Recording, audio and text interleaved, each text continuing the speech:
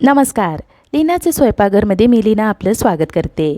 आज या स्वयंपाकघरात तुम्हाला नाश्त्याची रेसिपी पाहायला मिळणार आहे. ते म्हणजे शेवयांचा उपमा. करायला सोपा असला तरी स्टेप बाय स्टेप व्यवस्थित बनवल्या की ही रेसिपी उत्तमच होते.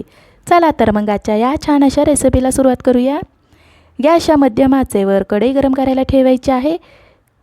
कढई गरम झाल्यावर 2 टीस्पून तूप घालूया. तूप वितळलेलं आहे. इथे मी 2 वाटी रवा मैद्याच्या शेवया घेतलेल्या आहेत. भाजायला घ्यायच्या अगोदर हाताने त्या मोठ्या मोठ्या चुरून घ्यायच्या आहेत. शेवया घालूया आणि गॅसच्या मध्यम आचेवर या हलका सोनेरी रंग येईपर्यंत भाजून घेऊयात. मोठ्या आचेवर भाजल्या की लगेचच करपतील आणि कमी आचेवर भाजायला वेळ लागेल.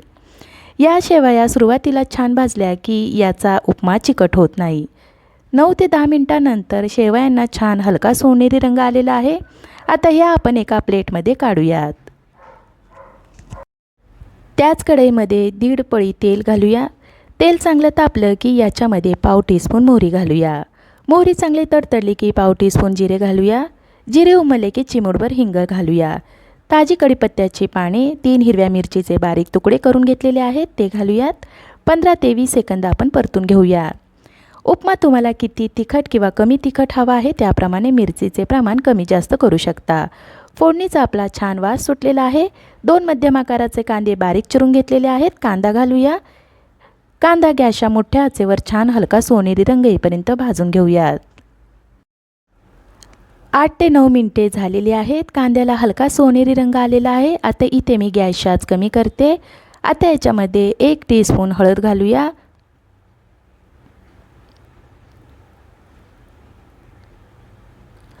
हळदीची कच्ची चव जाईपर्यंत भाजून घेऊयात. हळद आपली छान भाजून झालेली आहे. आता याच्यामध्ये 1.5 ग्लास पाणी ओतूया.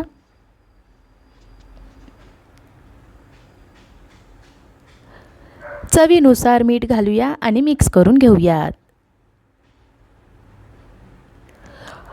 हलवून घ्यायचं म्हणजे आपल्याला पाण्याचा सुद्धा अंदाज घेता येईल. याच्यावर झाकण ठेवूया आणि मोठ्या आचेवर पाण्याला खळखळून उकळी आणूयात. 2 ते 3 मिनिटे झाल्यावर झाकण काढूयात. पाण्याला खळखळून उकळी आलेली आहे. आता याच्यामध्ये भाजलेल्या शेवया घालूया आणि हलवून घेऊयात.